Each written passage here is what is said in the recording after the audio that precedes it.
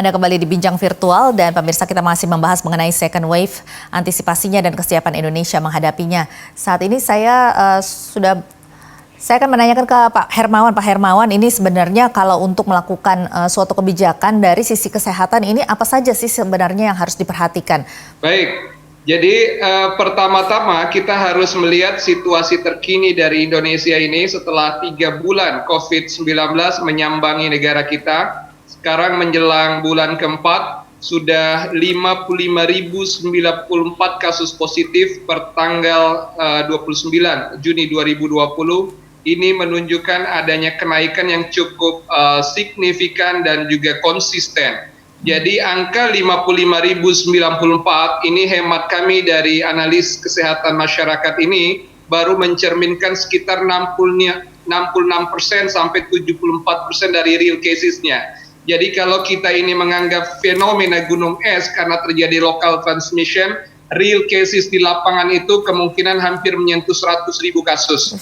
Oleh karena itu sebenarnya yang bisa kita lakukan harus kita lihat minimal pada 4 hal. Pertama, dari transmissionnya ini sendiri, bagaimana agar kita mampu mengontrol, paling tidak puncak pandeminya kita bisa lewati. Sejujurnya di Indonesia kita belum bisa melewati gelombang pertama.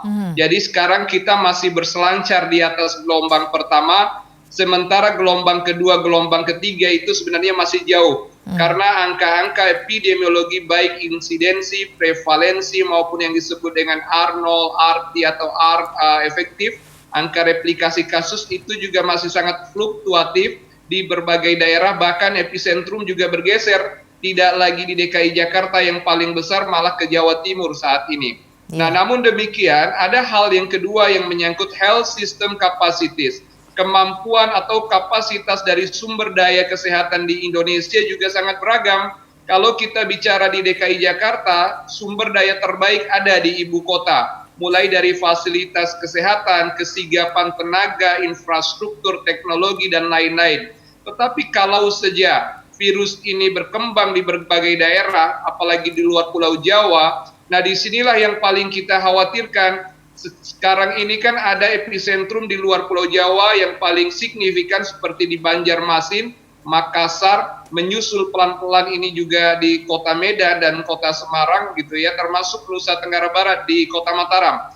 Jadi kalau kita lihat angka-angka ini, ada hal yang harus kita kolaborasikan antara pemerintah, mungkin juga DPR RI sebagai pengawas, dan juga sektor swasta, mungkin dalam hal ini BUMN seperti Pertamedika, agar betul-betul bahu-membahu mengaktifkan kolaboratif sistemnya di berbagai wilayah di Indonesia yang tidak hanya di DKI atau di Pulau Jawa. Nah, ini poin yang kedua. Poin yang ketiga hemat kami adalah transisional kebijakan, transisi dari segi juga penganggaran dan juga paradigma tata kelola pemerintah. Kemarin Presiden Jokowi mengumumkan sebenarnya dari rekaman yang delay ya, sejak 18 Juni pada rapat kabinet, bahwa pemanfaatan anggaran dari yang sudah dialokasikan melalui Perpu nomor 1 tahun 2020 itu baru sekitar 1,53%. Jadi kalau 75 triliun alokasi untuk sektor kesehatan, itu baru 3 triliun yang terserap. Dan ini masih sangat jauh dari harapan kita setelah 3 bulan ini COVID menyambangi Indonesia.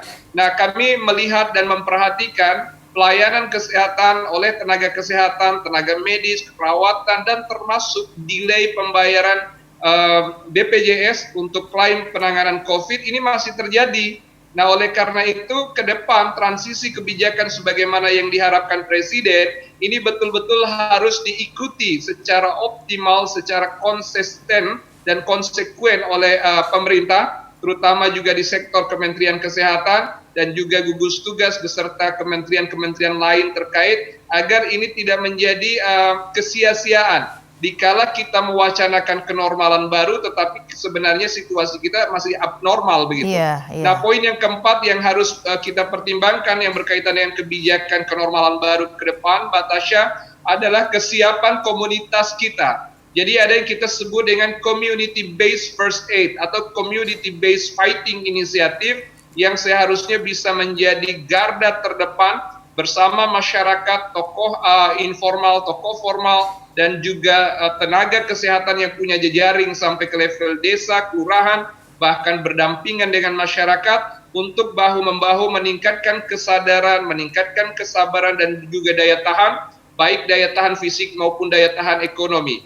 Kita saat ini bermaraton dengan COVID, tidak lagi beradu sprint. Maka ketika kita bermaraton, kita berdampingan, kecepatan di awal bukan ukuran, tetapi daya tahan, nafas yang panjang, dan juga semangat untuk tetap eksis sebagai manusia ini yang harus kita kedepankan dan kita himbau satu sama lain. Mudah-mudahan pada fase yang tepat nanti kita bisa mengambil titik kebijakan yang lebih mengarah kepada pengendalian COVID-nya. Semalam dan kemarin kami hearing dengan Badan Pengkajian MPR RI. Di sana hadir para pakar ekonomi, pakar sosial, dan juga kami dari perspektif kesehatan masyarakat menyampaikan dan pada akhirnya memahami bahwa upaya yang terbaik untuk melawan COVID-19 ini adalah dengan memperkuat basis komunitas yang kita sebut dengan Community-Based Fighting Initiative berupa Community Organization and Community Development to fight COVID-19.